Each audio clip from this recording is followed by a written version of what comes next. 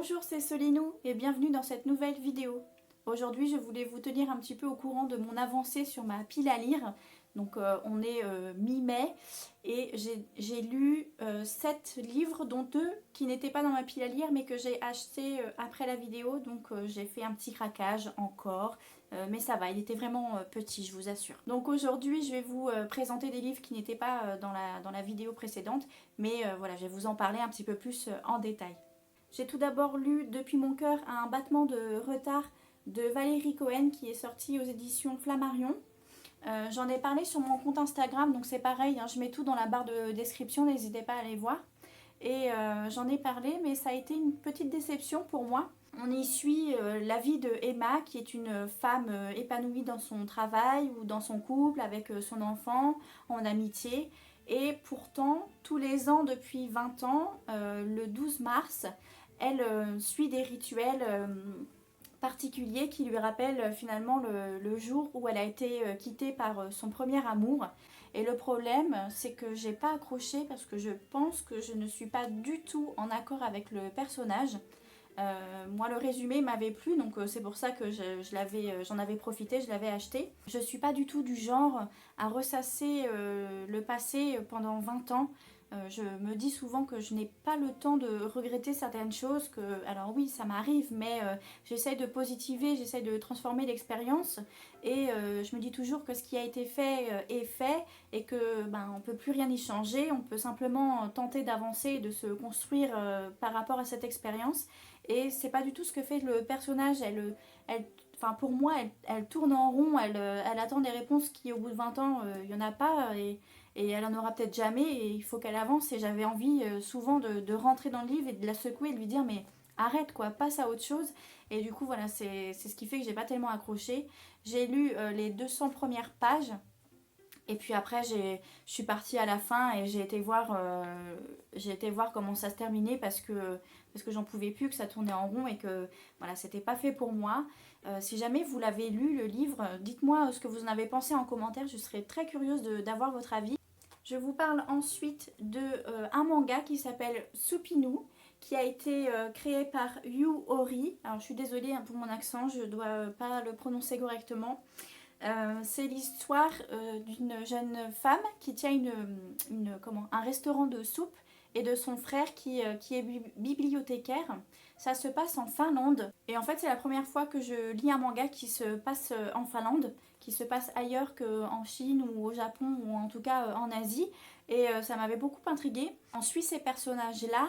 Un jour d'hiver, il y a une boule de poils blanche qui entre dans le restaurant de soupe. Et cette petite boule de poils, au bout de quelques jours, se transforme en un espèce d'animal tout mignon. Et c'est une lecture vraiment très douce. J'ai beaucoup aimé, je l'ai lu voilà, en quelques minutes, ça se lit. Hein, c'est quand même assez fluide, assez rapide. Et les dessins sont très beaux, l'histoire est toute mignonne. On suit l'aventure de Supinu, de Tina et Nicolas, et je les ai trouvés vraiment adorables. C'était tout doux, ça changeait un petit peu, et j'en avais grand besoin. J'ai aussi découvert BL Métamorphose de Kaori Tsuratani. En fait, je cherchais des mangas, je n'en lis pas beaucoup et ça m'intéresse beaucoup. J'ai vu qu'il y avait plusieurs catégories, donc ça m'a toujours un petit peu perdue. Donc je vais essayer de faire des recherches vraiment poussées pour y voir un peu plus clair. Et donc je suis tombée sur Supinu et ce livre-là, ce manga-là, c'est une histoire très touchante, je m'y attendais, mais alors pas du tout, ça m'a beaucoup surprise. C'est l'histoire d'amitié entre une personne âgée et une jeune apprenante du métier de libraire. Leur passion pour le manga les réunit et c'est très beau. Chacune a un petit peu ses petits... voilà, il y en a une qui est timide, l'autre qui a un peu plus d'expérience. Et puis elles vont se découvrir comme ça l'une et l'autre. Elles vont un petit peu revenir à la vie parce que la jeune ado était un peu trop solitaire à son goût. La personne âgée était veuve depuis 2 ans, donc elle se sentait un peu seule. Voilà, elles vont se réunir et elles vont vivre voilà, une belle amitié. Je pense que je vais bientôt repartir à la librairie pour acheter les tomes suivants de Supinu et de BL Métamorphose. Et j'ai aussi un autre manga qui m'attend, c'est Orange. J'ai acheté que le tome 1, j'ai vu qu'il y en avait 6 en tout, donc voilà, ça reste une petite saga. J'en ai beaucoup entendu parler là sur Instagram, Donc j'ai hâte de découvrir cette saga, j'ai hâte de savoir si ça va me plaire aussi. J'essaye de faire confiance aux personnes que je suis qui ont à peu près les mêmes goûts que moi, donc ça va être la grande surprise. Du côté des auteurs auto-édités, j'ai lu La valse des souvenirs de Audrey Martinez et le tome 2.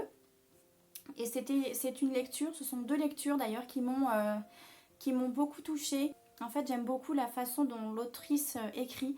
J'aime beaucoup la façon qu'elle a pour aborder des sujets difficiles, des sujets dont on ne parle pas beaucoup.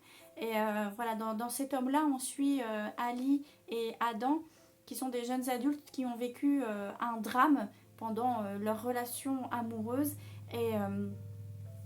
Et c'est beau, c'est très touchant, on s'identifie beaucoup au personnage, l'histoire est vraiment très bien ancrée dans la réalité et on ressent tellement d'empathie pour ce qu'ils ont vécu, c'est terrible et c'était très beau et j'ai pleuré et j'ai rigolé et je pense que tous les romans que va écrire Audrey Martinez vont me faire le même effet, donc je vous conseille vivement de vous renseigner sur cette autrice et de lire ses livres parce que je pense que c'est une pépite. J'ai également lu Qu'est-ce que j'attends pour être heureuse de Charlie Faraud. J'ai beaucoup aimé cette lecture, elle était très dynamique, pleine d'optimisme, elle est pleine d'énergie. Séraphine, elle vit une semaine d'enfer que personne ne veut vivre, qu'on ne souhaite à personne de vivre également. Et pourtant, elle, c'est ce qu'elle va avoir et elle va devoir se débrouiller avec tout ça, toute cette semaine pourrie. Et elle qui est d'ordinaire une personne pas très motivée, qui a des rêves, des ambitions, mais qui a du mal à se jeter à l'eau, qui a un rapport avec son image un peu compliqué, qui a un rapport à la nourriture compliqué également. Elle va finalement, grâce à cette semaine pourrie, trouver en elle une force qu'elle ne soupçonnait pas, ou très peu du moins. Et elle va se motiver à faire des choses, à changer des choses, à se battre pour ce qu'elle veut faire. Et c'est vraiment appréciable, ça fait vraiment du bien de lire une lecture comme ça. Surtout là, pour moi en ce moment, qui y avait des projets à faire, des choses à entamer. Et ça donne un petit peu ce souffle de vie, ça insuffle quelque chose, une énergie très positive. Et je vous conseille vivement cette lecture si voilà, vous avez envie d'un peu d'humour, de quelque chose de drôle et avec de beaux messages. C'est vraiment un livre vers lequel vous tournez. Voilà pour ce qui est du bilan mi-mai de mes lectures. J'espère que cette vidéo vous a plu. Si jamais on a des livres en commun, dites-le moi en commentaire, dites-moi vos avis.